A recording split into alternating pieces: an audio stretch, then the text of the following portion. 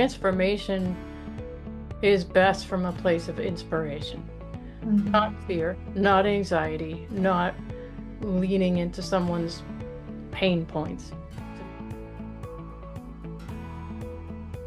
All right, my friend, good to see you. So I know Hi. you wanted to discuss what this HSP, highly sensitive personality thing, is all about. Take it away. I am all yours.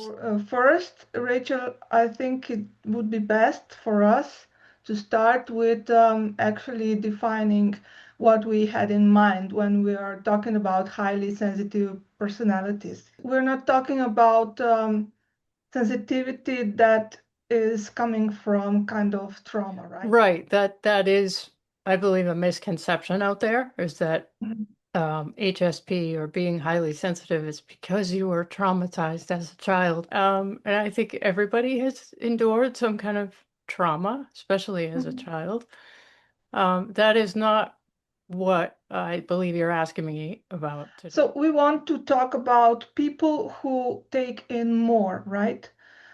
Some people notice things that other people don't. Some people feel overwhelmed faster. Maybe they feel other people's urgency. They know when something feels off, and their nervous system registers more, and they don't have the same filters just to block out that all that stimulation. So their system gets overloaded, and when the system doesn't feel safe, visibility feels hard, and the message doesn't flow. That is the idea of what we are talking today. So for today's episode, we want to talk why does marketing feel hard or maybe even draining or inauthentic for some women? Is marketing hard because you're bad at it, or it's because you're trying to do it in a way that doesn't actually fit your wiring?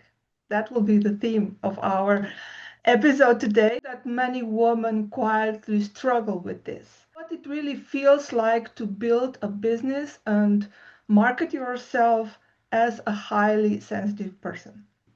If marketing and visibility or showing up online has ever been a struggle to you, it's heavier than it should be. So the question is, what happens when this highly sensitive woman tries to market and to grow in ways that don't match their wiring? And we will learn that firsthand, as you said. So would you say for yourself that you are a highly sensitive personality? Yes, definitely, in a lot of ways. I did not know that was a thing until well into adulthood. But looking back, I definitely see that that has been with me my whole life. And so when it comes to marketing, I feel like there's two different questions here, because before I was coaching, I was marketing, but not for myself, for other people. And that came easily. I did that well. I enjoyed that. Mm-hmm. And so the fact that you're asking about specifically marketing myself, yes, that is an entirely different feel. When it's someone else, I can be more objective. When it's me, I am more likely to turn in and at the same time be too influenced and too distracted by what everyone else is doing. I get so lost, I can get so lost in looking, comparing, researching, and feeling like I'm really not even sure which direction to go myself. And add to that, that I've never really been someone who enjoys putting my life online, which is hilarious now that I'm everywhere in podcasts, blogs, you name it. But it's never come easily to me. I can put a quote out there, I can share different things, but it's never come easily to me to be open and vulnerable about my own life online. That is something, especially as a highly sensitive person, I am constantly being challenged to expand, grow, and bump up against my comfort zone. Mhm. Yeah. Yeah, beautifully. You made a beautiful point, and thank you for really being so open and sharing everything with us. You made a beautiful point that it's hard to market yourself, right? Talking about you, talking about your qualities, your values, and market yourself. What does being highly sensitive actually look like in your day-to-day life and in your business? One of the things that I have found to be absolutely imperative for myself is to start my morning in a way that is spacious and quiet. It helps set the right tone for my day. I am in my most creative space when I start the day that way. Definitely in my most peaceful place. And this doesn't have to be, and it isn't, for hours and hours. Even if it's 5, 10 minutes of deep breathing exercises, very gentle movements like Tai Chi or Qigong, uh, that is the ideal way for me to start my day. If I start in any other way, if I start off feeling driven, rushed, and just have to jump from one thing to the other, and I haven't had even that 5 minute space of nothing and no one, it does not go well for me. And do you see this need for space, for slowness, for processing, for this emotional safety as a problem?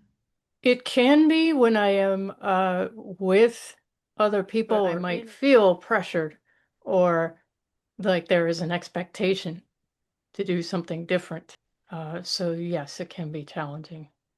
And before you understood yourself better in this way, what did you think uh, about yourself? What did you think was wrong with you?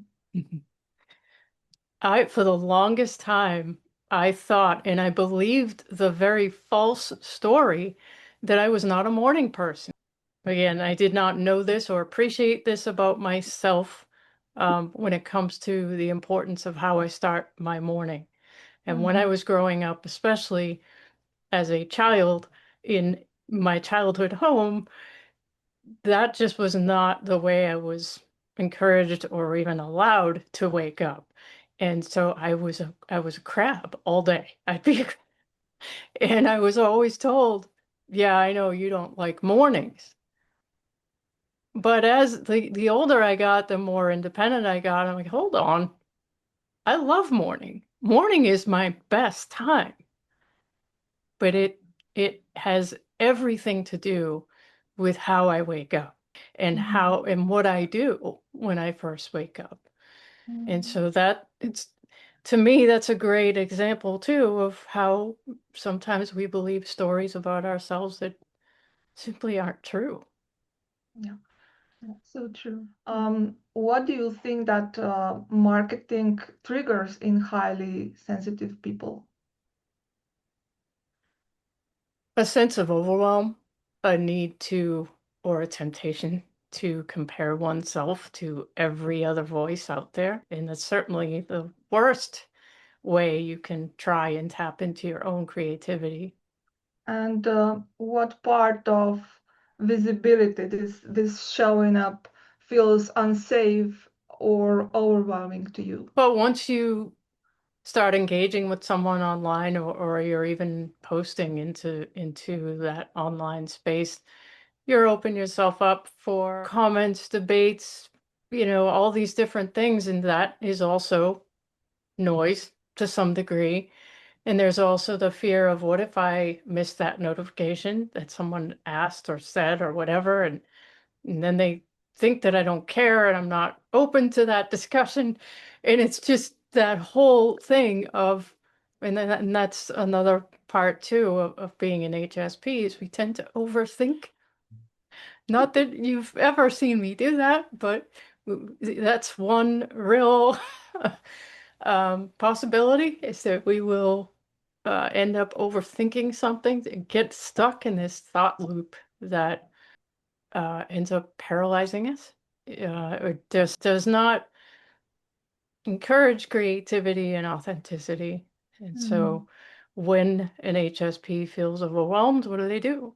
They shut down, they clam up. And in business, you just can't do that. You have to stay visible. And so it is and has been a real place of growth, or needs to be, so that I'm able to fight through that, be real about who I am and how I am. For an HSP, striking that balance is extremely challenging. yeah, yeah, yeah. Uh, And what happens when you say yes from this pressure place instead of response? Yeah, when I'm responding from pressure or any sense of feeling driven, it never goes well. Anything I've done in haste or do in haste, um, I end up regretting. So much of what happens online in the comment section and everything, a lot of times it's not even people, it's bots, it's bot farms. And so, how much energy for an HSP, or no matter what your personality type is, do I want to pour into something or someone that's not even real? Yeah, yeah, And where do I strike the balance between, responding without feeding too much energy into it so that it becomes this back and forth that I can't even keep up with? yeah. I'm sure it's not just for you. I can find myself in this too. And yeah, it's so real with this IA. You never know who you're talking to, right? Yeah. And what kind of marketing advice feels most misaligned for you? Anything that feels or sounds gimmicky, anything that's coming from a place of pressing on somebody's pain point. For me, transformation is best from a place of inspiration, not Mhm. fear, not anxiety, not leaning into someone's pain points. To me, that feels gross. And I've made that mistake before because, again, it's because it's what you do, right? You Yeah, it's it's part of everybody how you tells you. Yeah, everybody tells you to do that. right. Right, but I've come to realize I don't want anything to do with that, whether it's business or anything else. I don't want to be a fear monger. I don't want to do any of those things. I want to come from a place of, hey, have you thought about what life could look like, what your business could look like? Because I want to help you get there, not press in on all the things that are already painful and annoying. Um, you are a generator with sacral authority in human design. Oh, God. And yeah, I would like to ask, how does your body tell you that something you're trying to say or to do is not aligned? When something does not sit well with me, I tend to feel it in my throat and in my chest. And it's interesting because when I did have cancer, where did they find it? But on my windpipe and in between my two lungs. And so that's been something that just made a lot of sense to me, that's where I tend to hold tension. And so if I feel that, that is a big red flag to me. Okay, Mm-hmm, what is mm-hmm, happening here? And mm-hmm, pause. And that's another thing that we have to do a lot of, is pausing. Don't mm-hmm. rush into something. I'm so, guilty of that at times, but learning to take a breath and just step back and then do what needs to be done or not. In what ways does sensitivity actually make you a better coach, a better guide? All the things that can feel overwhelming in other contexts come in very useful in coaching being able to read someone's facial expressions, body language, feel their energy, that's absolutely important in a coaching session. The slightest shift is something that I can usually detect, and it says a lot. And a lot of times the client isn't even aware of what they're doing, but Mm, because they're doing it, I know something has shifted, and mm, I lean into that part of our discussion a little bit, or it tells me to back off. Reading between the lines, again, mm. not a great thing to do in every context, but in coaching, very, very useful. Yeah. And I think you're great in doing it. And this is what makes coaching real coaching, right? This is something that is between you and your client that cannot be replaceable. Right. Like we were talking about in the first Mm, episode, AI can't duplicate mm, that. yeah, absolutely. Beautiful. Yeah. What are you still learning about being sensitive and visible at the same time? What am I saying? Everything, really. Everything. Again, there's the way everyone seems to tell you to do it, but show up all the time and this way and all the things. And then there's the way you have to do it. And for me, that doesn't mean showing up every day and posting something.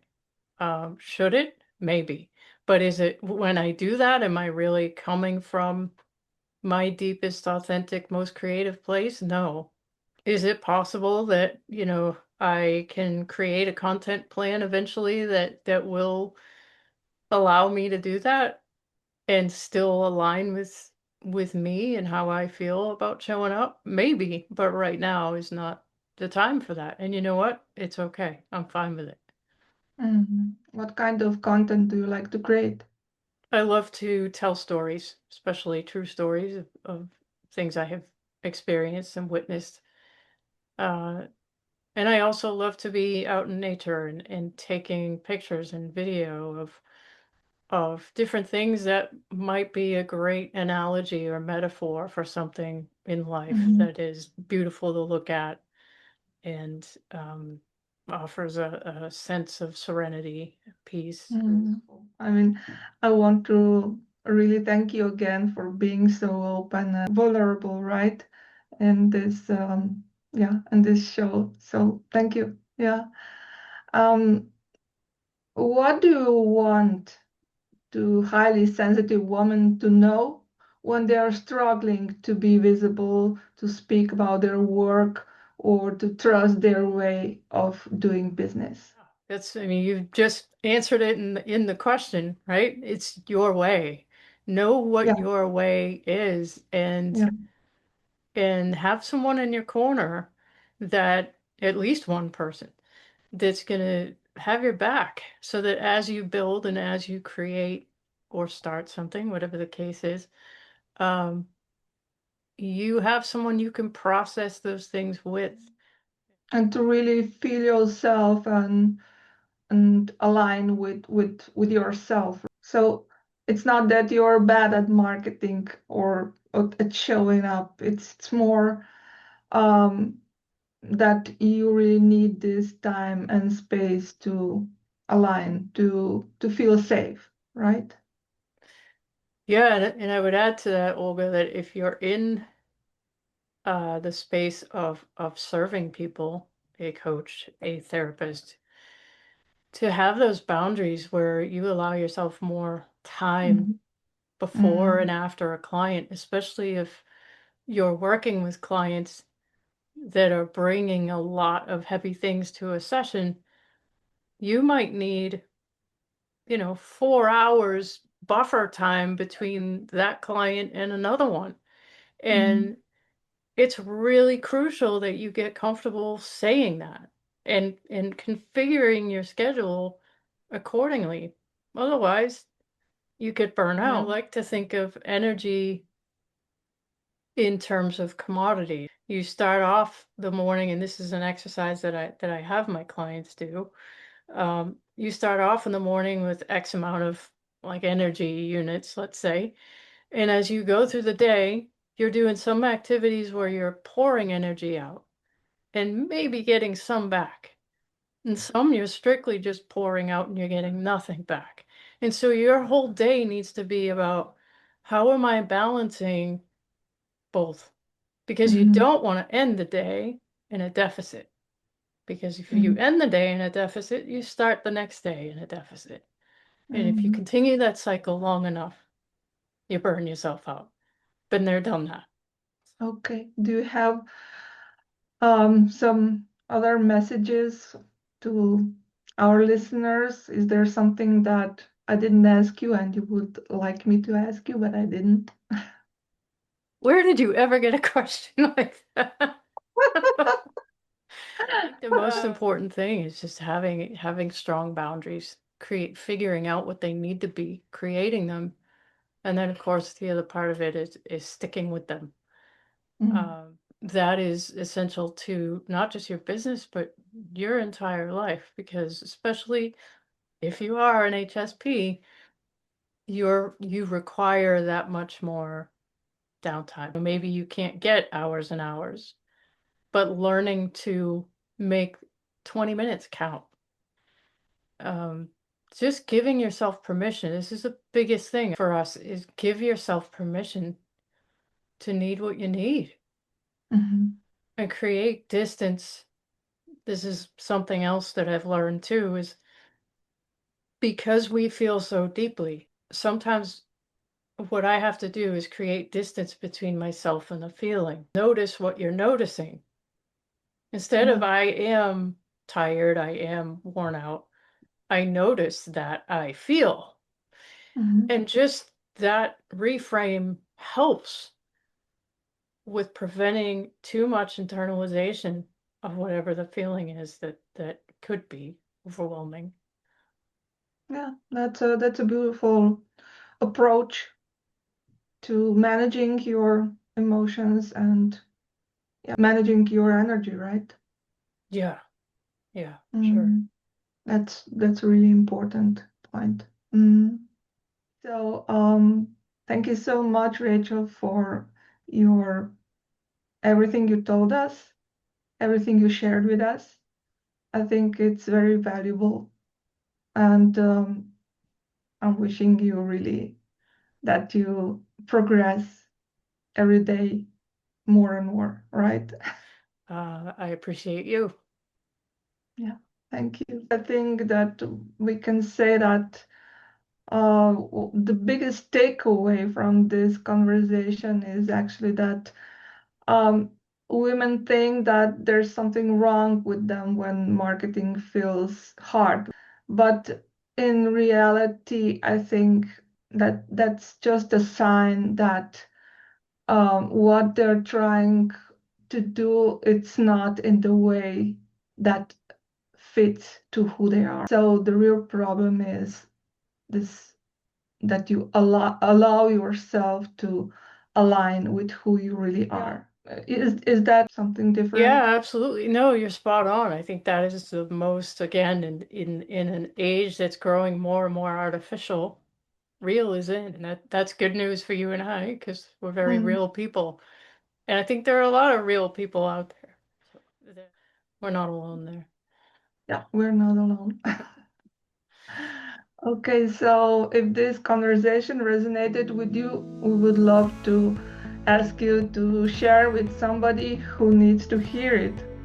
And if you would like to connect with us and work with us, you'll find everything in show notes. And yeah, we'll see you in the next episode, right? Yeah, thanks so much for joining again. And yeah, we'll see you soon.